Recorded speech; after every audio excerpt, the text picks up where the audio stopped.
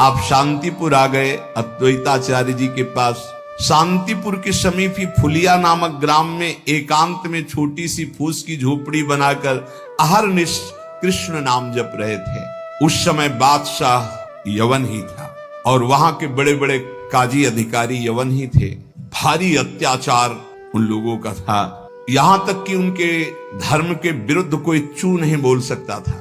सत्ता थी। अब जब वहां काजी को पता चला कि रात दिन ये नाम जप करता है और यवन धर्म से इसका जन्म है, तो उनके मन में आया कि इसको दंड दिलाया जाए कि बड़ा इसका सम्मान हो रहा है। काजियों का ये समझो एक तरह के वो बादशाह ही होते थे, बादशाह उन्हीं के इशारे से चलते थे। गोराई नाम का एक काजी था जो बहुत ही कठोर और कर्कश स्वभाव का था। हरिदास जी का प्रभाव देखकर वो ईर्ष्या से देखता। मतलब कुछ लोग ऐसे देखते हैं कि बस उनके पास जो है वो भस्मासुर वाली ताकत नहीं है कि हाथ धर दे भस्म हो जाए, नहीं तो भक्तों को वो भस्म ही कर दे, ऐसी दृष्टि होती। वो दृष्टि से पता चलता है। वो हरिदास जी को ऐसे देखता कि कैसे इनको नष्ट कर दूं। और जब उसको ये पता चला कि यवन धर्म के ही हैं, तब तो बढ़िया उसको रास्ता मिल गया। हरिदास जी का प्रभाव दिनों दिन बढ़ता चला जा रहा था।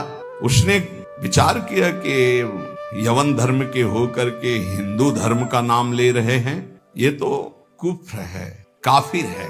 ऐसा काजी ने विचार किया। इसे बादशाह के सामने पहले पेश करें, फिर इसको दंड निर्धारित करें। गुराई काजी ने विरुद्ध राज दरबार में अभियोग चला दिया ठाकुर हरिदास जी की। राज आज्ञा हुई तत्काल गिरफ्तार किया जाए, क्योंकि बादशाह यवन था। हथकड़ी बेड़ियों से जकड़ लिए गए। ठाकुर हे डरना नहीं, ये डिग्री वालों की बात है जो उच्च कोटि के महापुरुष है। तुम मत सोच लेना कि हम राधा राधा जपेंगे तो ऐसा नहीं। भगवान वो सामर्थ्य देते जो प्रहलाद जी को सामर्थ्य दी, वही ऐसे भक्तों को सामर्थ्य देते।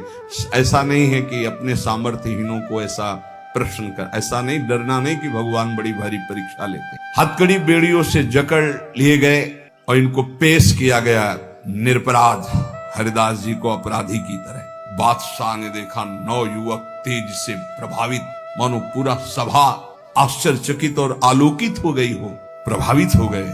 जो यवन बादशाह थे और कहा सम्मान से इनको बैठा ला जाए। आसन दिया गया, आसन पे बैठे। हरिदास जी जब बैठ गए तो बादशाह ने कहा कि आपने स्वाभाविक धर्म परिवर्तन किया है। तुम्हारा जन्म तो मुसलमान के घर में हुआ है और ये तुम्हारी, जैसे अपने भगवान का नाम लेते हैं तैसे अपने भगवान का नाम लेके बोले कि तुम्हारी तो कृपा ही जो है, जो यवन धर्म में तुम्हारा जन्म हुआ। बादशाह ने कहा तुम काफिरों का आचरण क्यों करते हो, इससे तो तुम्हें नर्क जाना पड़ेगा। मुझे बड़ी दया आ रही तुम्हें देखकर, दंड देना नहीं चाहता, फिर भी तुम तोबा बोलो, प्रायश्चित करो और कलमा पढ़ो, छोड़ो इसे, तो तुम्हारे दंड में हम कुछ कमी कर सकते हैं, नहीं तो भयानक दंड तुम्हें मिलेगा, क्योंकि तुम काफिर हो। सुख की प्राप्ति धर्म से चलने से होती, तुम धर्म का त्याग कर चुके हो। हरिदास जी ने कहा श्रीमान महाशय, आपने जो कुछ कहा आप अपने ज्ञान के अनुसार, विश्वास के अनुसार, धर्म के अनुसार ठीक बोल रहे हैं। आपका विश्वास आपको फल देता है, ठीक कह रहे हैं। क्या कोई हिंदू आपके धर्म को स्वीकार करेगा? अगर स्वीकार करेगा तो उसे नर्क मिलेगा। बोले नहीं, वो स्वीकार कर सकता है और उसकी भगवान की कृपा होगी। वो अपने भगवान का नाम लेते हुए बोले हाँ। तो क्या कोई इस्लाम छोड़कर अगर हिंदू धर्म को स्वीकार करता है, क्या उसके ऊपर भगवान की कृपा नहीं होगी? क्या वो भगवान का भजन नहीं करता? फंसा लिया। काजी बीच में बोल पड़ा, देखो साहब, इसकी बातों में मत आना। अगर आप इसको छूट दी तो आगे आप समझ लीजिए कि आपके धर्म में चलने वाले कितने लोग ऐसा करने लगेंगे। हरिदास जी ने कहा हमारी निष्ठा भगवान नाम में है। आप चाहे अभी इसी क्षण मेरे प्राण ले लो, मेरा नाम रुकने वाला नहीं। मैं कभी तोबा नहीं बोल सकता, क्योंकि मैं कोई अधर्म नहीं कर रहा हूं, किसी को कष्ट नहीं दे रहा हूं। निष्ठा देखकर पसीना पसीना हो गया मुलुकपति। तेज गर्व भरी भगवान निष्ठा की बात, इस पे नहीं दैन्यता होती। नहीं, प्राण ले लो अभी अपने हम धर्म पर। मुलुकपति ने कहा तुम्हारी बातें हिंदुओं के लिए ठीक हो सकती, लेकिन हम यवनों के लिए नहीं। तुम हमारे धर्म में पैदा हो, इसलिए हमारी बात पर विश्वास करो। हरिदास जी ने कहा महाशय आपका कहना ठीक है, किंतु विश्वास किसी बल से नहीं तोड़ा जा सकता। बादशाह से ऐसे बात वही कर सकता है जिसे भगवान का बल प्राप्त हो। देखो मैं पूर्व जन्म का कोई न कोई संस्कार लेकर के आया हूं, जिससे भगवान नाम में मेरी प्रीति हुई है, और मैं भगवान नाम छोड़ नहीं सकता, मेरा दृढ़ विश्वास है, चाहे अभी प्राण ले लिए जाएं। और अगर आप ऐसे ही दंड देने वाले हैं तो कितने लाखों हिंदुओं को मुस्लिम बना लिया, क्या उनको दंड दे रहे हैं आप? यदि ऐसा वो दंड के अपराध भागी नहीं बने कि हिंदू धर्म छोड़कर आपने उनको यवन धर्म में बना लिया, तो मैं यवन धर्म छोड़कर अगर नाम जप करता हूं तो मैं अपराधी कैसे हो सकता हूं? बादशाह चुप हो गया। गुराई काजी ने देखा यहां मामला तो उल्टा हो गया। अब जोरों के साथ कहा, हम ये सब कुछ नहीं सुनना चाहते, इस जो धर्म के प्रतिकूल चले उसको दंड देना चाहिए। तुम अधर्म कर रहे हो, तुम काफिर हो, तुम्हें दंड मिलना चाहिए। काजी के बोलते ही बादशाह चुप हो गए, ना इधर कुछ बोल पा रहे ना इधर। फिर कहा कि देखो गोराई काजी जो कह रहे हैं तुम वो बात मान लो और कलमा पढ़ो और छोड़ो ये नाम जप करना। हरिदास जी ने कहा, श्रीमान महाशय, हम एक बार केवल बोलते हैं, दोबारा आपको जो कहना हो सो कह लीजिएगा, मैं बोलूंगा नहीं। मैं प्राण त्याग सकता हूं पर भगवान नाम नहीं छोड़। क्या निष्ठा है! आप दंड जो देना चाहे मैं स्वीकार करता हूं, लेकिन नाम नहीं छोड़ सकता। मेरी देह के आप इसी सभा में सैकड़ों टुकड़े कर दिए, हर टुकड़े से निकलेगा कृष्ण कृष्ण कृष्ण, छूटेगा नहीं नाम। मैं तुम्हारे दंड देने से विचलित नहीं हो सकता। मैं हरिनाम को जब तक श्वास है नहीं छोड़ सकता। अब आखिरी मेरी ये बात है, आप चाहे दंड दें या जो चाहे सो करें। निर्भीक उत्तर सुनकर के बादशाह सोच में पड़ गए, ऐसे महान को क्या दंड? गुराई काजी की तरफ देखा। गुराई काजी ने कहा, हुजूर बिल्कुल दया नहीं, दंड चाहिए, नहीं तो फिर बड़ी समस्या आ जाएगी कि अपने धर्म के लोग बहुत से उधर हो जाएंगे, बहुत हानि हो जाएगी, मनमानी लोग करने लगेंगे। मुलकपति ने कहा, सही पूछो तो मेरे में हिम्मत नहीं है, तुम बोलो दस्तखत हम कर देंगे। क्या दंड दिया जाए तुम बोलो, दस्तखत कर देंगे, लेकिन हिम्मत नहीं कि मैं दंड निर्धारित कर सकूं। गुराई काजी ने कहा, हुजूर मेरी जो अंदर बात आ रही, इसको ऐसा दंड देना चाहिए कि पूरे विश्व में कोई भी इनके विपरीत आवाज ना उठा पावे। क्या क्या दंड निर्धारित किया जाए? प्राण दंड, वो भी ऐसे सीधे प्राण दंड नहीं, 22 बाजारों में कोड़ों से मार मार कर बेत और कोड़ों से इसकी जान ले ली जाए, जिससे सब कोई देखे कि धर्म के विरुद्ध चलने वाले को कैसा दंड दिया जाता है। सभी लोग ऐसा देखें और किसी की हिम्मत ना पड़े। मुलकपति ने दस्तखत का, ऐसा है। अब तो क्या था, जल्लादों ने तत्काल हाथ बांध दिए महान भगवान नाम जापक के, और वही दरबार से शुरू की। वो कोड़े जो ऐसे लगते कि खाल को खींचते चले जा रहे, घाव पे घाव, हर बाजार में भीड़ में सब जगह ऐसे। ठाकुर हरिदास जी बोलते, हरि बोल, जहां कोड़े लगते हरि बोल, हरि बोल। बलिहार है, क्या हृदय भगवान ने बनाया इन महापुरुषों का कि इतना भयानक पीड़ा और कष्ट के बीच में कभी आह नहीं कहा। पीठ में से रक्त की धाराएं बह रही, रक्त निर्दयी जल्लाद घावों पर कोड़ों का प्रहार कर रहे, और हरिदास जी के मुख से वही जोर की ध्वनि निकलती, जैसे कोड़ा पड़ता, हरि बोल, हरि बोल। धन्य है ये जगत, इन्हीं महापुरुषों के नाम कीर्तन से, इन्हीं के यश कीर्तन से आज पावन है। सत्य कहते हैं, इन्हीं महापुरुषों के प्रताप से आज हम कुछ हरि बोल, कृष्ण बोल, राधा बोल सकते हैं। नहीं हमारी सामर्थ्य क्या, यही सब, ये साक्षात भगवत स्वरूप पार्षद अवतरित हुए जो ऐसी सामर्थ्य का दर्शन कराया। ये है भक्ति, ये है निष्ठा, नाम निष्ठा। चेहरे पर तेज और मुस्कुराहट है, जवान पर हरिनाम है, शरीर पर कोड़ों की वर्षा है। जरा विचार की क्या स्थिति है। मतलब देखने वाले चीख पड़ते, रो पड़ते, दुख से आंखें बंद कर लेते। अरे ऐसे निर्मम जल्लाद ऐसे महापुरुष को कष्ट दे रहे हैं जो निरपराध, कोई अपराध नहीं किया, लेकिन किसी की हिम्मत क्या कि कोई बोल सके, कोई रोक सके बादशाह के हुक्म के आगे। हरिदास जी की वही मुस्कुराहट, वही आनंद भरा शब्द, हरि बोल, हरि बोल। जल्लाद पीटते चले जाते हैं। 22 बाजारों में घुमा घुमा करके कोड़ों से मार मार करके लथपथ मांस के टुकड़े गिर रहे हैं, ऐसे कोड़े मारते कि चिथड़ा हो जाता सरे। जल्लाद आश्चर्य में हो गए कि किस माटी का बना हुआ ये भगत है कि एक बार भी उफ नहीं निकला, आह नहीं निकला, हरि बोल, हरि बोल। और जहां वो मारते कोड़े और कहते, अब भी कहता है हरि बोल, हरि बोल, तो मुस्कुरा के देखते, बोले तेरा भी कल्याण हो, क्योंकि वो भी यवन जल्लाद थे।